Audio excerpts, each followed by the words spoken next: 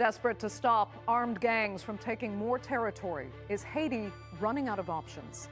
From deploying Kenyan troops to drones and mercenaries, Haitian officials have tried but failed to rein in deadly gangs.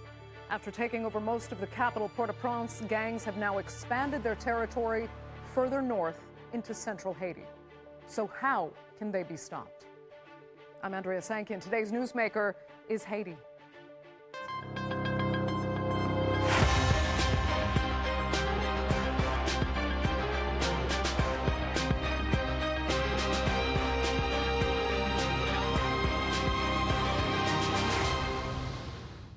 As they moved into central Haiti just over a week ago, armed gangs live-streamed their attacks on social media. They killed men, women, and children and set fire to civilian homes. A member of Haiti's police force called it the largest security failure in the country's modern history. Violence in Haiti has now displaced more than 1 in 10 people. And in spite of both conventional and unconventional strategies, the transitional government has failed to curb their growth. Here's a look now at how violent gangs in Haiti are taking over a country that is struggling to fight back. Haiti's collapse is no longer limited to its capital. Armed gangs are now pushing into the country's central heartland, worsening conditions that have already stripped millions of basic safety and stability. After coordinated assaults across the region, police say gangs now control half of Artibonite, marking a major expansion of their territorial reach beyond the capital. Homes were torched in Bercy and Port Sonda. Civilians were killed while hundreds fled toward the coast. The Grand Griffe gang are being blamed for the attacks. The same gang was responsible for the deadly Port Sonda massacre in October 2024 that killed at least 100 people. One of the worst episodes of violence in Haiti's recent history. Police requested emergency reinforcements, but at the time, no backup arrived. The bulk of Haiti's police force and an international contingent of Kenyan officers remain in Port-au-Prince, which itself is largely under gang control. Criminal groups now control nearly 90% of the capital. Since 2023, Haiti has not had any elected national leadership in office. An unelected transitional presidential council took charge in 2024, but it's struggled to gain any real authority over the state. A Kenyan-led mission deployed with fewer than 1,000 officers failed to reverse the spread of gang control. The UN has since expanded the effort into the gang suppression force, authorizing up to 5,550 police and soldiers to operate in Haiti. Several hundred additional Kenyan officers subsequently arrived, joining more than 700 already on the ground, alongside personnel from Jamaica, Guatemala, and El Salvador. In the ongoing security vacuum, government-sanctioned drone strikes reportedly involving foreign contractors have killed more than 300 alleged gang members, according to Haiti's National Human Rights Defense Network. The greatest cost is borne by the displaced. Around 1.4 million people are now living in temporary camps. For many, survival now means living without secure shelter. I have nowhere to sleep. The government isn't helping us. Imagine that I have nowhere to go this morning. I am wandering the streets. I am a young man. I am a human. I can no longer live like this.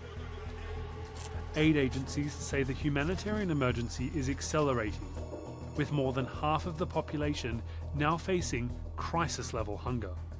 Around 680,000 children have been displaced, as more than 1,000 schools remain closed, and nearly 40% of health facilities are no longer operating.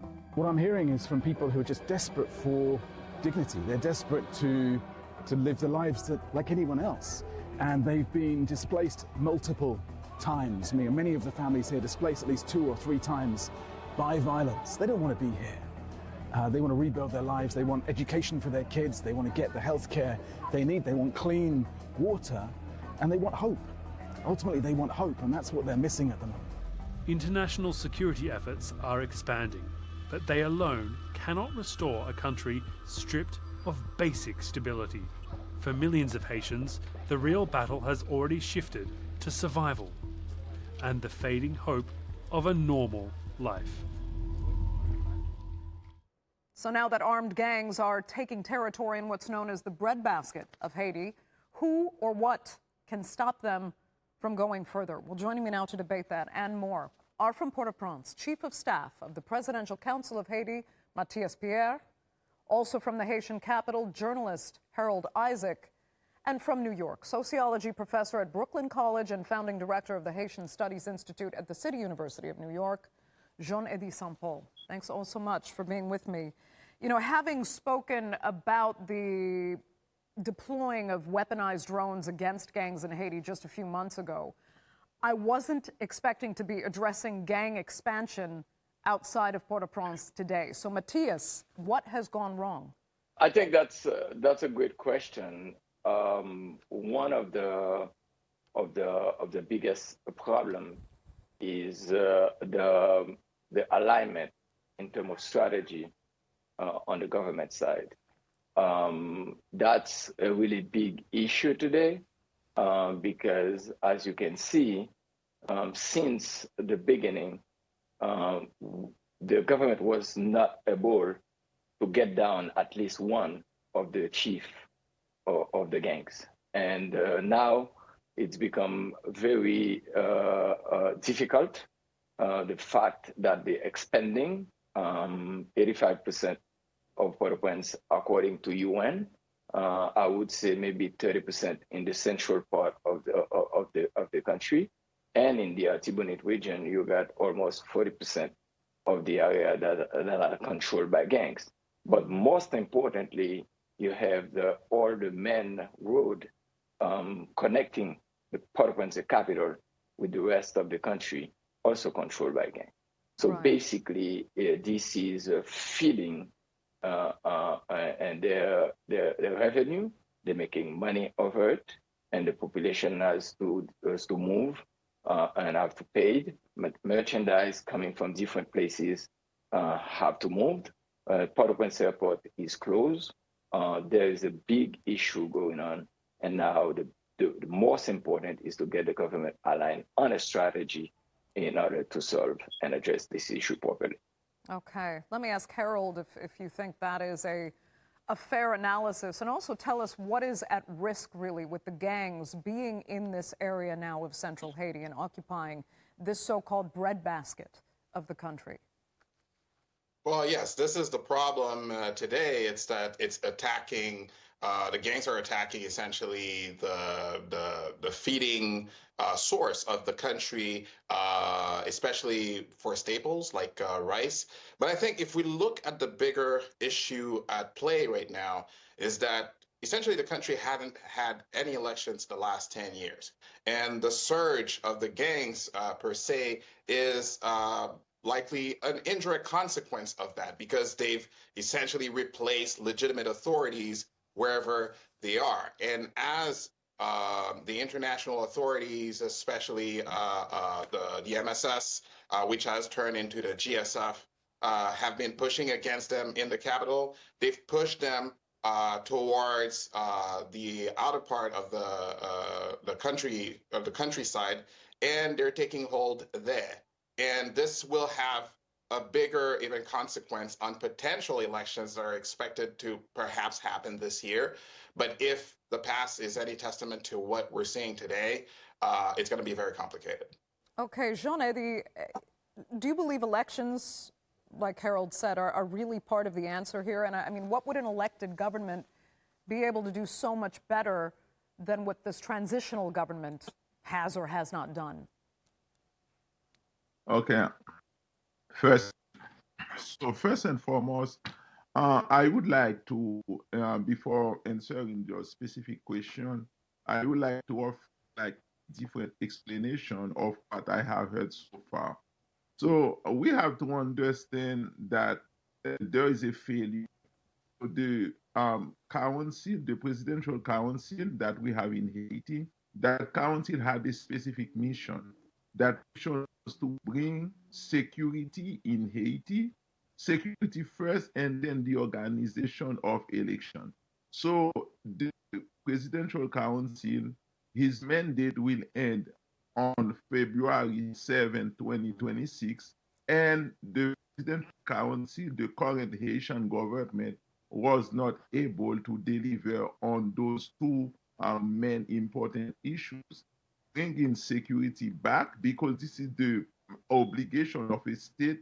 A state should be a leviathan. So the state should have the monopoly of the physical violence. And the Haitian state, so they didn't have that capacity to work on behalf of the Haitian population. This is an aspect. We have certain important conflict between the Prime Minister of Haiti and the 9 members, or at least one important portion of that member of the Presidential Council. This is the internal factor. Also, we have the idea. I think the technical term is gang. We have armed group in Haiti. So we have armed group.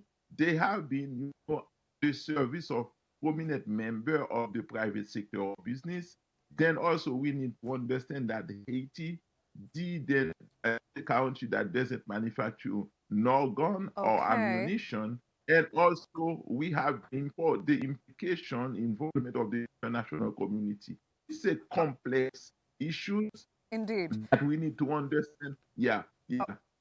Okay, let me just go back to Mathias, because when we talk about the guns that are in the country, that are fueling the armed conflict, that it's at its core, really, we're now hearing from civilians that are asking some of them to take up guns themselves to fight these gangs because they feel the government isn't doing anything. I mean, should the government then help citizens protect themselves, as some of these citizens are demanding? I think one of the aspects I think the professor just talked about is important. Haiti is a victim of a transnational crime when it's come to gun violence. And again, the other aspect is also that Harold addressed is the elections. The past 10 years, there's no legitimate government. So when there's no legitimate government, everybody thinks they can claim to govern. And I think in some places, you have all those gang members controlling places, and certainly you have the population in certain place feeling they have to react and trying to get gangs to play a counter gangs role to protect themselves. This is really bad, because this is not the solution to the problem. The solution to the problem today is, first, we need to reinforce our capacity as a government. First, continue the building of the national army. That is a very crucial part of protecting the national security. And second, the police force also that has been playing a role in guaranteeing security has to be reinforced, because we don't have enough police officers to help secure the country. Those are the main two aspects. Yes, the international community is trying to help, from the MMS to the GSF. The solution is not there. Why? It's because countries are very reluctant, based on all the problems going on around the world and the industrial world today. Countries are very reluctant of providing the necessary support for the previous force was supposed to have 2,500 people. Only 1,200 was able to deploy in Haiti. And the current force that they're promoting by changing the name is supposed to have 5,000 people. And so far, there is nothing that has been done. Because why? Because there's the funding problem that is remaining to get this force together and come help Haiti. Okay. So on our side, on the Haiti side, I think we need to look at all these aspects and put a strategy in place in order to address the problem ourselves in that way. Okay, Harold, comment on that if you can. I mean, how much of the solution should have to come from the outside? Because from within Haiti, we of course were looking at the weaponized drones that were supposed to at least target gang members directly, and people in central Haiti are asking now where those drones have been to stop the influx of gang members into the central region. There's also the Kenyan troops. More have come now. Why is none of that working now on the ground? And again, is more supposed to come from outside?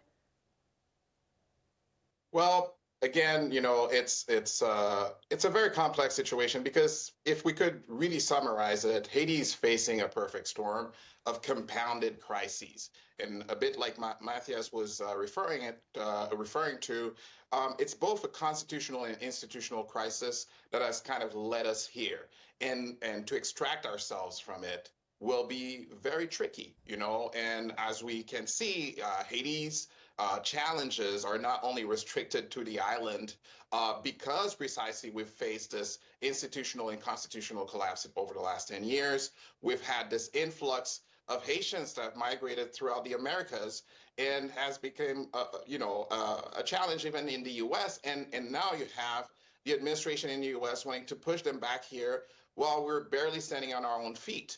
So as it stands right now, as of today, the gang situation, gang challenge is not only restricted to the capital, where it really was a serious challenge for the last 5 years at the very least. Now it is kind of spilling over, into the regions and the Altibonite region. And as it stands right now, we and I've been talking to friends, we don't see where we're headed, in the coming month. As of February 7th. Technically speaking, constitutionally speaking, institutionally speaking, we should have a new president, a new elected president as per the Constitution, and this is not going to happen. So I'm sorry to be the bearer of bad news, but we're not seeing the end of this just yet. We're going to be in more crisis, and we're going to be in more complications in the coming weeks. The frustration is just endless because it seems like this just constant, repetitive circle of problems that just don't get solved. And Jean-Eddy, you have actually said, and I'm quoting your notes, that I think the presidential candidacy is part of a mafia that has a connection with the mafia in the political, in the economic, and in the private sector of business. So you're basically describing a deep cycle of corruption. So how does that get broken in order to get a government that actually can be effective, or is it just too institutionalized at this point? So, yeah, that's a great question, Andrea. Actually, I published many research. One of my paper, I use the theory of social forces to explain that since the inception of Haiti in 1805, because of the character of the Haitian Revolution, since it was the only revolution that successfully challenged racialized capitalism, so we have had an international community that has positioned itself against the sovereignty of Haiti. And what is happening in Haiti is also the result of that struggle of the Haitian people for their dignity and their sovereignty. And also, I'm not saying that every problem of Haiti is tied to U.S. or Western imperialism, but great part of the problem we have in Haiti are the consequences of U.S. Western imperialism in Haiti.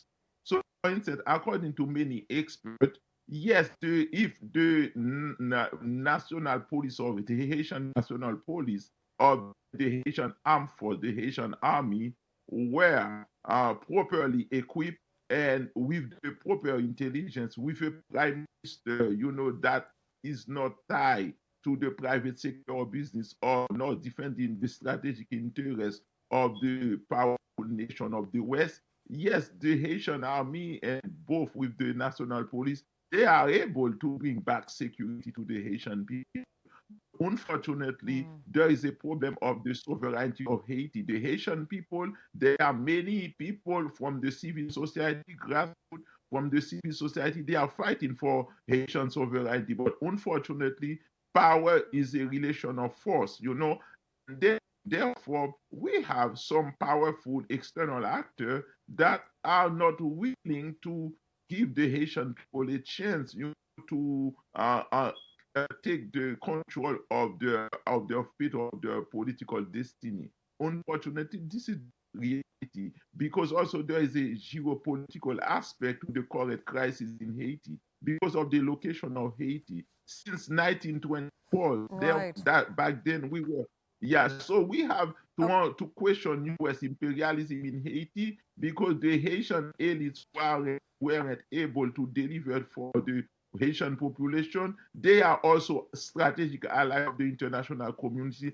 and they care okay. for the basic need of the Haitian people. Well, let me ask Mathias then at least to respond to Jean Eddy's analysis that the presidential candidacy is really part of a mafia, and that the cycle of corruption is what is in large part really holding Haiti back. I don't totally agree with the analysis that our problem is only connected to the fact that we're controlled by other nations. We need to face our reality that we've been fighting one to each other, and we don't understand that we need to use our leadership, the connection that we have with our nation to save Haiti. People have been fighting together for a long time. We've been fighting one to each other for a long time. The gangs are Haitians. The leaders are leading Haiti today are Haitians. Haitians fighting Haitians. We need to come back and look. Yes, we are in a geopolitical position that certainly the United States has too much influence on Haiti politics. But we, as a leader of the country, we facilitate that. And today, I think we need to wake up and look at it. Our army is weak, less than 1,000 soldiers equipped. That is not an army for 12 million people. 13,000 police officers. Of the 13,000, maybe 60, maybe 6 to 7,000 are really active, are not enough. We need a legitimate government. A legitimate government, we need to accept the principle of competition, political competition, elections every 4 years or every 5 years for new leaders to emerge with a vision for the nation. We need economic competition, the elites to accept that, and we need to build the necessary army and police force to control violence. Okay. If we're not able to do that, there's no way we're going to get out of the mess that we are now. Right. Harold, on the line there that, this is Haitians fighting Haitians. If we look at now what is happening in central Haiti and the infiltration of gangs there, taking more territory, was this region already a victim of conflict before the gangs came in, and now the gangs have simply upgraded what was already civil issues in that area? Well, it is established that there has been secular violence of sorts, in the Artibonite regions for eons. I mean, before the conflicts, especially between areas within Artibonite, were mainly kind of turf wars with machetes and certain type of weaponry. Now, what you have is an upgrade of such weaponry, especially with high-powered rifles, which are waging terrible destruction in these areas and really allowing the gangs to levy a lot of power onto these populations. And if needs be, it really is kind of an illustration of deeper power dynamics going on in the country. But then again, I think we're all kind of coming to perhaps one of the pathways that would need to be explored to be dealing with the challenges, which is to, essentially have a kind of a forum to discuss all the woes, all the challenges, something of the nature of a national conference. But then again, you cannot have just any actors walking into it. You cannot necessarily have the gangs just walking in full impunity and then coming to the table to discuss, which is really unthinkable and unbearable for most people of the civil society here. But at the same time, the Okay. complexity of the challenges requires that, something being discussed. Realistically, do you envision that happening, Harold? And do you think this can be solved?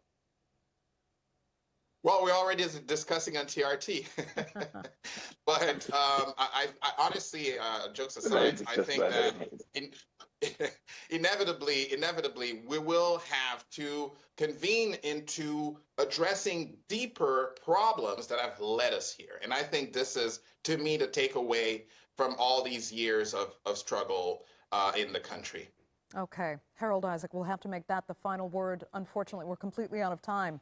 For this edition of the Newsmakers, I'd like to thank sincerely all three of my panelists so much for being with us, and our viewers for joining us as well. Remember, you can follow us on social media, and do be sure to subscribe to our YouTube channel.